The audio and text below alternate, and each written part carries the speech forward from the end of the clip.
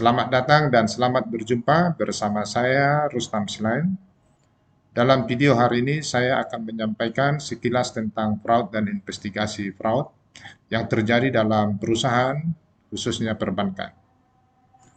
Kenapa di bidang perbankan? Karena saya sebelumnya bekerja sebagai Head Special Audit dan Investigasi pada salah satu bank swasta nasional dan juga pernah bekerja pada salah satu perusahaan non-bank. Dan saat ini saya aktif sebagai pengajar atau trainer di beberapa provider training. Dengan materi yang saya ajarkan tentang internal audit, strategi anti-fraud, dan investigasi, penerapan sistem internal kontrol dalam pengelolaan risiko operasional bank, dan materi lainnya.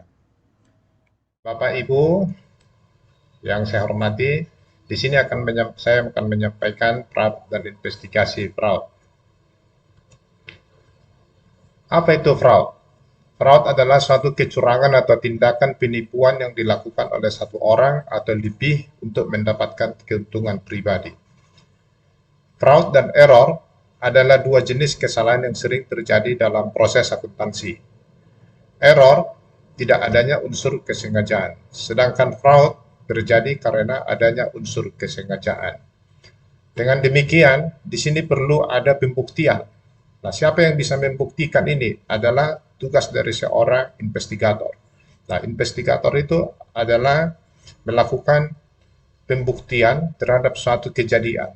Apakah itu murni error atau memang benar-benar ada fraud dengan kesengajaan. Dan di situ perlu adanya pembuktian. Nah, itulah sebagai bagian dari investigasi. Bagian dari investigasi itu adalah pembuktian. Definisi fraud menurut POJK-nya.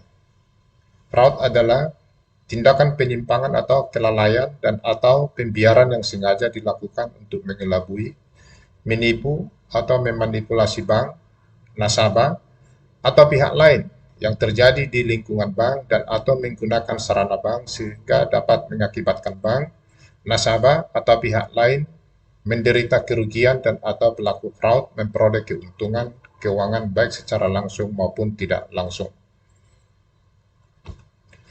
Mengapa fraud menjadi perhatian kita? Karena kecurangan dapat terjadi di berbagai organisasi dimanapun di dunia dan di berbagai sektor ekonomi. Pelaku-pelakunya dapat ditemukan pada semua tingkat struktur organisasi, tidak memandang budaya dan nationality. Dapat berdampak sangat parah sehingga dikatakan sebagai extraordinary crime, menyita banyak waktu dan perhatian, melanggar hak sosial dan hak ekonomi karyawan. Mengapa fraudster atau penipu menargetkan bank? Pertama, bank berurusan dengan uang dan surat berharga. Mereka percaya bahwa mereka dapat menghasilkan uang dengan mudah. Kedua, bank menangani transaksi besar setiap hari, sehingga kecurangan fraud lebih mudah dilakukan dan lebih sulit dideteksi. Ketiga, bank perlu memberikan layanan nasabah yang baik. Nah, hal ini dimanfaatkan oleh penipu atau fraudster. Penipuan umum yang sering terjadi di bank adalah contoh penggelapan uang tunai, pembobolan atau penipuan dari rekening nasabah, pemalsuan dokumen, penipuan kartu kredit, dan lain sebagainya. Di sini boleh saya sampaikan sebagai contoh misalnya penggelapan uang tunai. Di bank itu hal yang paling gampang dilakukan tanpa butuh proses adalah dengan menggelapkan uang tunai yang ada dikelola oleh bank. Pelaku fraud ini yang bisa terjadi dilakukan oleh internal bank, eksternal bank, gabungan dari internal dan eksternal, atau karyawan suruhan dari customer atau suruhan dari nasabah. Bagaimana melakukan penggelapan uang tunai tersebut? Nah, terkadang ini bisa terjadi pada saat misalnya petugas atau penanggung jawab uang tunai yang ada di bank tersebut. Misalnya kita katakanlah sebagai pejabat head teller atau pejabat penanggung jawab uang tunai tersebut. Nah, Yang mungkin bisa terjadi dilakukan mereka pada saat melakukan cuti tahunan atau cuti atau masuk tidak terjadwal.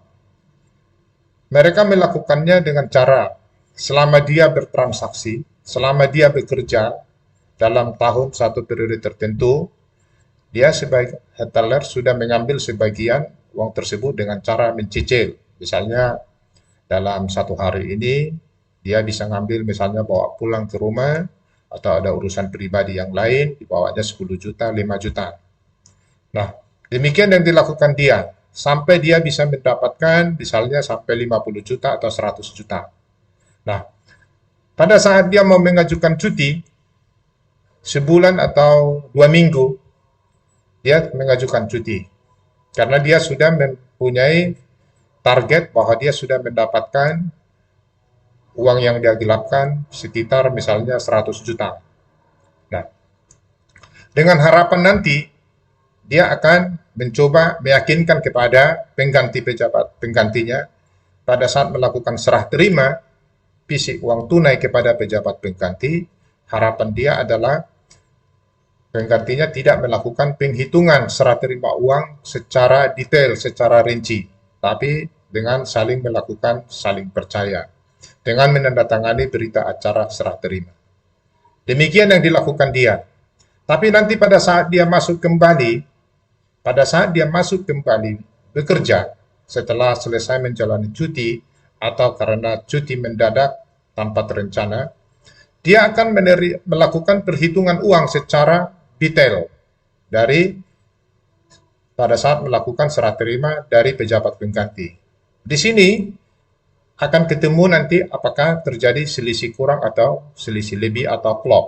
Nah, pada akhirnya terjadi selisih kurang karena memang sebelumnya pejabatnya sudah mengambil atau karya tersebut sudah mengambil uang tersebut untuk kepentingan pribadinya.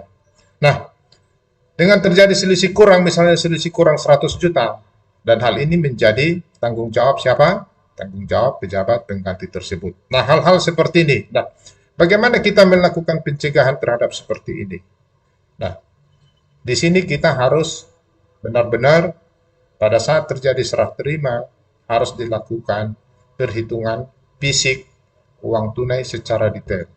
Tidak boleh ada kata-kata mengatakan saling percaya ataupun alasan terlalu sibuk tidak sempat untuk menghitung uang secara detail. Demikianlah sebagai salah satu contoh penggelapan uang tunai. Belum lagi dengan penggelapan uang tunai yang lain yang mungkin merekayasa pembukuan atau membuat transaksi-transaksi fiktif.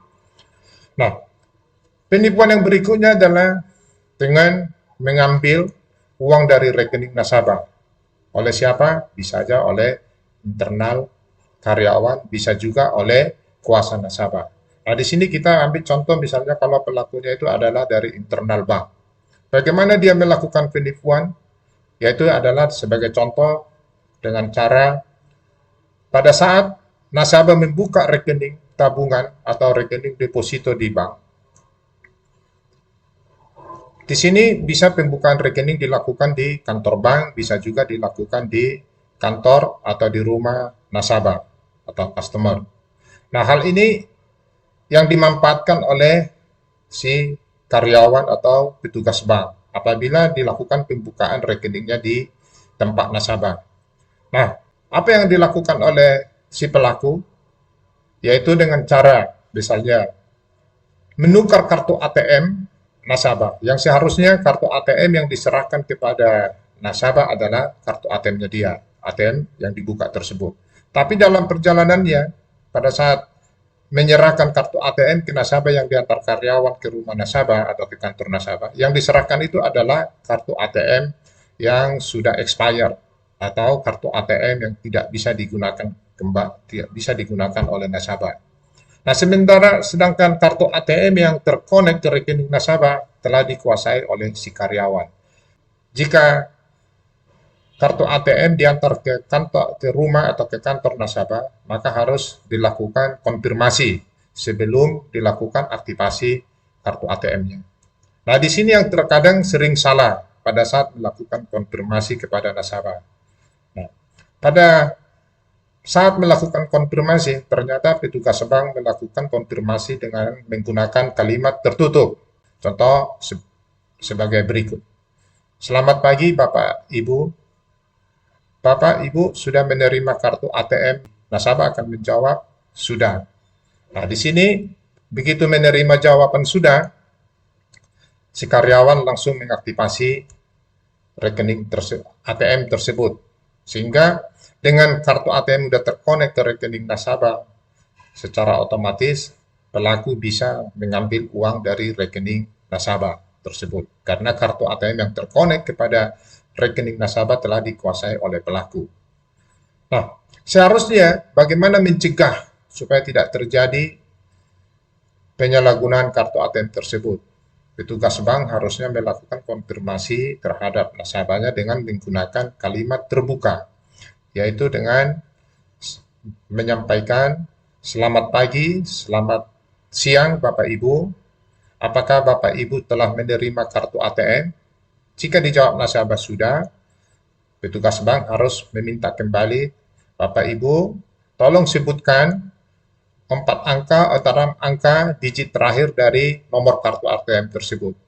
Nah, dari sana akan disebutkan, nasabah akan menyebutkan, petugas bank akan mencocokkan kartu ATM tersebut dengan data yang terhubung di rekening nasabah. Jika nomornya sama, berarti otomatis bisa kita aktifasi. Tapi jika nomor kartu ATM yang disebutkan dengan yang tercatat di data bank berbeda, hal ini telah terjadi indikasi atau dugaan penyalahgunaan kartu atau penipuan. Nah, hal ini tidak boleh dilakukan aktifasi, tapi petugas bank harus menyampaikan hal ini kepada atasannya untuk segera ditindaklanjuti, segera diinvestigasi. Bagaimana dengan pemalsuan dokumen, kasus-kasus yang sering terjadi? Biasanya pada umumnya pemalsuan dokumen ini dilakukan pada saat calon debitur, misalnya contoh mengajukan pinjaman mau minta kredit ke bank. Apa aja yang bisa dilakukan pemalsuan dokumennya? Bisa menyerahkan statement rekening koran atau rekening tabungan yang palsu, bisa memberikan invoice palsu, atau merekayasa mutasi rekening yang ada, rekeningnya benar ada, tapi mutasinya baik debit maupun kredit yang tercatat di dalam rekening tersebut adalah tidak sesuai dengan data transaksi yang sebenarnya. Nah, di sini yang perlu kejelian daripada para analis kredit untuk melihat, mendeteksi dokumen-dokumen yang diserahkan oleh calon debitur. Nah, jika dokumen palsu ataupun mutasi rekening telah direkayasa dan pada suatu saat nanti kreditnya dicairkan, inilah yang akan menjadi timbul kredit bermasalah atau kredit macet. Nah, untuk menghindari hal seperti ini, perlu analis melakukan review yang lebih akurat, lebih tepat. Kenapa? Kadang kita bertanya kepada analis kredit ataupun account officer. Pada saat mereka membuat proposal kredit, kita akan tanya kepada mereka. Kadang kita tanya, bahasa atau isi proposal kredit tersebut, kita tanya, ini bahasa siapa sebenarnya yang tertuang di dalam proposal kredit tersebut. Ada yang mengatakan bahwa itu adalah bahasa dari analis kredit atau dari account officer tersebut.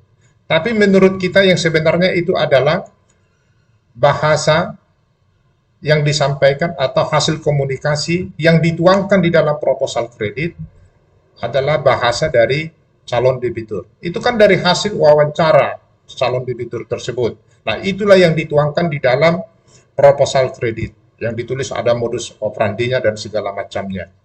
Nah, di sini untuk mencegah hal-hal yang tidak kita inginkan, perlulah dilakukan verifikasi kembali. Apa yang disampaikan oleh calon debitur tersebut mengenai bisnisnya, mengenai modus operandi usahanya, itu harus kita verifikasi. Apakah pada saat kita interview calon debiturnya, cocok enggak yang disampaikannya ini dengan dokumen-dokumen pendukung atau underline-nya yang disampaikan oleh calon debitur dengan apa yang disampaikan secara lisan kepada kita. Nah, itulah yang perlu kita verifikasi. Nah, hal-hal seperti itu yang dilakukan oleh calon debitur ataupun oleh pihak-pihak lain, bagaimana dia mengajukan suatu proses kredit, pengajuan kredit ke bank dengan berbagai cara untuk mendapatkannya yang pada umumnya nanti bisa menjadi kredit bermasalah atau kredit macet. Dan kadang ada juga yang kita temukan misalnya bagaimana karena dia punya aset, punya rumah atau punya ruko, sudah dijual, sudah diiklankan, sekian tahun tidak laku-laku, sehingga dia untuk mendapatkan uang lebih cepat, bagaimana caranya jaminan tersebut kita jual ke bank. Nah, hal-hal seperti itu yang dilakukan oleh beberapa pelaku fraud. Mungkin itu sebagai contoh yang saya sampaikan di sini. Belum lagi nanti banyak beberapa contoh kasus yang bisa terjadi dilakukan oleh para pelaku fraud. Nah, untuk itu perlu adanya dari semua pihak, dari semua petugas bank yang mereview sesuatu, dia harus memahami bisnis prosesnya. Dia harus mengerti apa itu bisnis proses dari setiap transaksi yang dilakukan. Bagaimana kita mendeteksi fraud? Nah, ini bisa kita lihat melalui tip off atau adanya satu petunjuk. Bisa dari komplain atau keluhan dari nasabah, bisa dari by accident kebetulan, dari hasil pemeriksaan internal audit, dari hasil pemeriksaan eksternal audit, dan juga ada suspicious reporting atau laporan mencurigakan ataupun dari transaksi mencurigakan.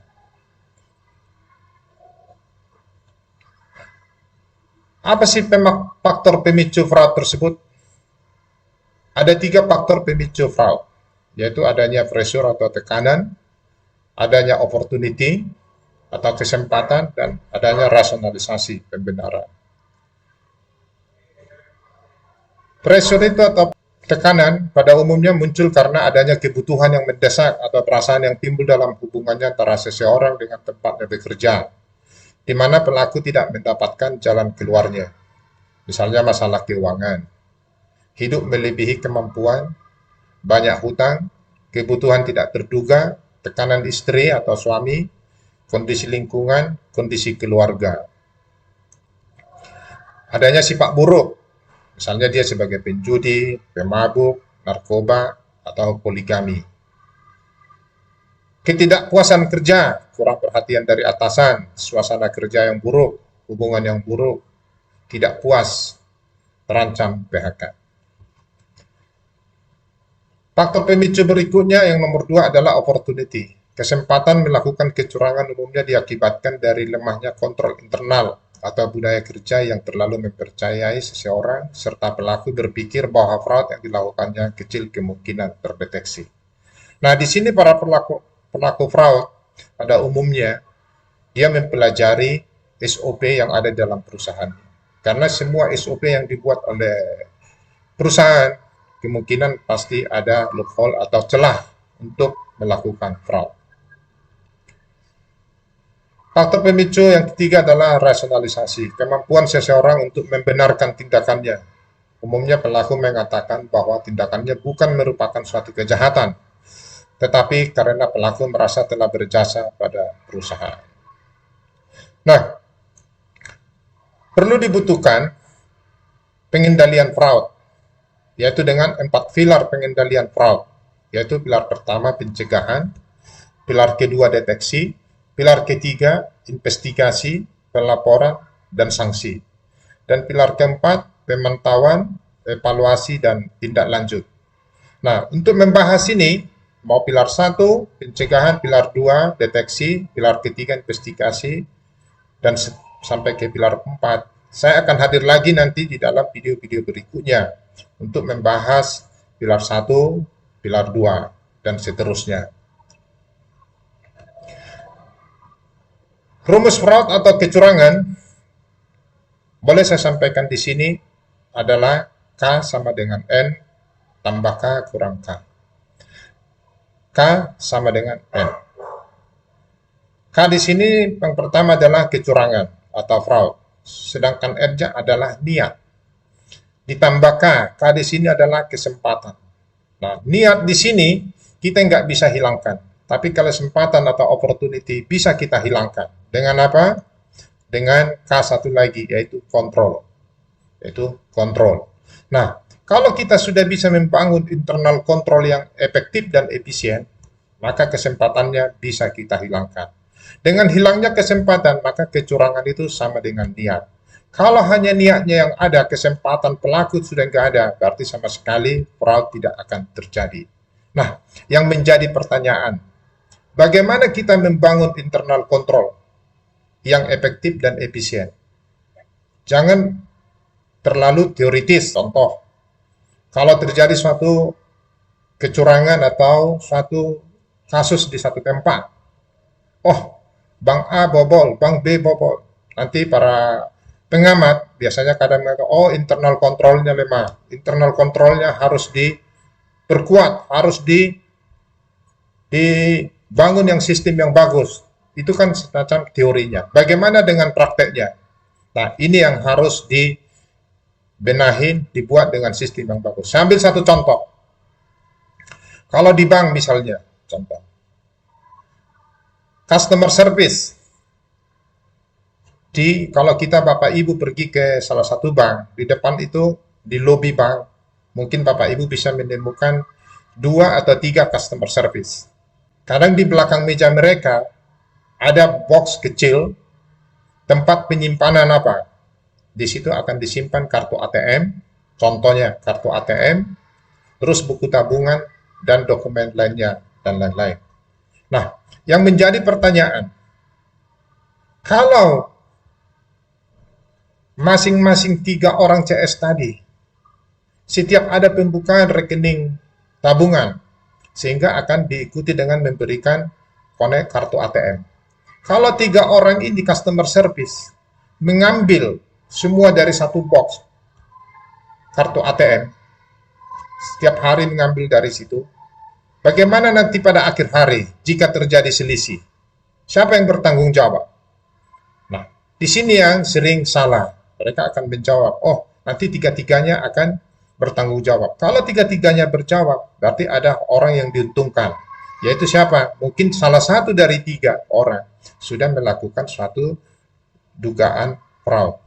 Nah, bagaimana kita membangun internal kontrol yang efektif dan efisien supaya nggak terjadi kecurangan terhadap penyalahgunaan terhadap kartu ATM tersebut? Berarti masing-masing customer service itu harus kita berikan 1 orang 1 box, 1 orang 1 box, dengan memberikan stok masing-masing buku tabungan, kartu ATM, dan dibarengi dengan dilengkapi dengan barsitnya sebagai media kontrolnya.